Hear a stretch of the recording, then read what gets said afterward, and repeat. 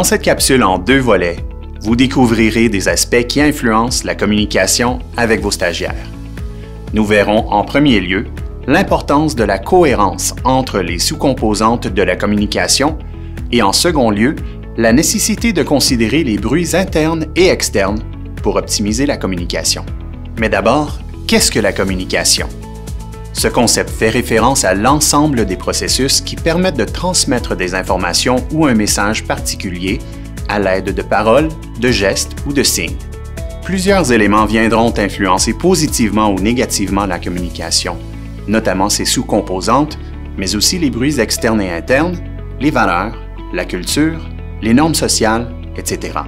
Le premier volet de cette capsule aborde les 3 sous-composantes de la communication présentes lorsque vous vous adressez à vos stagiaires. Débutons par l'aspect verbal. Il fait référence au contenu d'un message. Par exemple, les paroles et les mots que vous utilisez, soit à l'oral ou à l'écrit. Ensuite, l'aspect paraverbal fait référence à la manière dont le langage est exprimé. C'est ce que l'on entend et perçoit d'une discussion, même si les interlocuteurs parlent une autre langue. Par exemple, l'intonation, le débit, le rythme, le silence, le timbre de la voix. Finalement, l'aspect non-verbal fait référence à la façon dont le langage est exprimé par le corps. C'est ce que l'on perçoit en regardant les interlocuteurs discuter, sans toutefois les entendre. Par exemple, les expressions faciales, le sourire, le regard, la posture du corps ouverte, les bras ouverts, ou fermés, les bras croisés, les gestes comme le hochement de tête ou le mouvement des bras, le toucher, par exemple une poignée de main, une légère tape sur l'épaule, et la distance physique entre les interlocuteurs. Cette bande dessinée démontre une situation d'incohérence entre les sous-composantes que nous venons de voir, ce qui peut nuire aux apprentissages du stagiaire et rapidement escalader en conflit. Il est donc essentiel, pour qu'un message soit perçu positivement, qu'il y ait cohérence entre les aspects verbaux, paraverbaux et non-verbaux de la communication, car les mêmes mots peuvent parfois prendre un sens différent en fonction du contexte.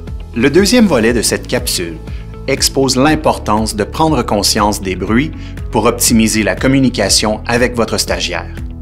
Ici, le bruit se définit comme tout stimulus qui interfère, gêne ou influence la communication. Il peut être externe ou interne.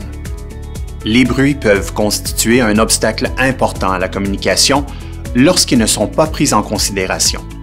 Les bruits externes sont facilement discernables et habituellement simples à modifier.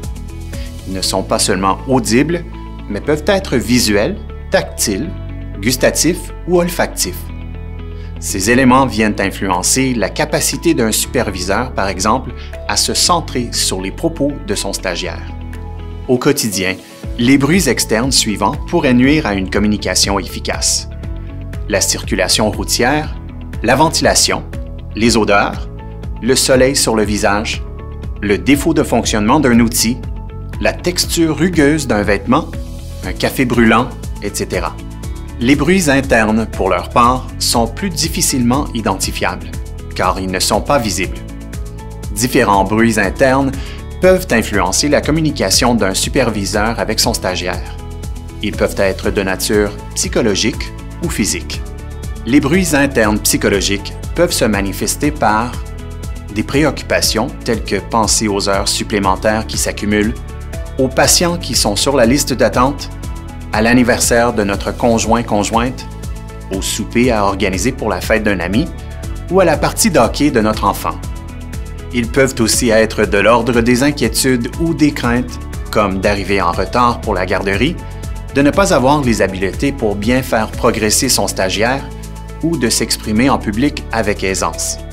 Pour leur part, les bruits internes physiques peuvent se manifester par des douleurs à la tête, au ventre, au dos, d'autres symptômes ou inconforts physiques dus à la maladie, à une pression trop basse ou trop élevée, ou un besoin d'aller à la toilette. Lorsque des bruits externes font obstacle à la communication, nous tentons d'atténuer ces bruits en diminuant le volume, en parlant plus fort ou en changeant d'environnement. Pourquoi ne pas faire la même chose avec les bruits internes lorsque c'est possible? il peut s'avérer nécessaire de verbaliser ou de nommer ces bruits internes. Dans certains cas, toutefois, il est plus judicieux de reporter la conversation à un moment plus opportun. Nous venons de voir dans cette capsule pédagogique que les diverses sous-composantes de la communication doivent être cohérentes entre elles pour qu'un message soit perçu positivement par l'autre partie. Nous avons aussi identifié différents bruits externes et internes qui, lorsque pris en considération, permettent d'être plus présents et engagés dans une conversation. Bien que plusieurs autres facteurs influencent la communication, tels que les valeurs, la culture et les normes sociales, le fait de prendre conscience des éléments vus au cours de cette capsule vous permettra d'améliorer la communication avec votre stagiaire pour ainsi créer un environnement propice à ses apprentissages. Si vous souhaitez en savoir plus sur les stratégies permettant d'améliorer la communication, je vous invite à vous inscrire à l'atelier « Bâtir un climat de confiance ». Rendez-vous sur le site cnfs.ca sous l'onglet « Professionnel ».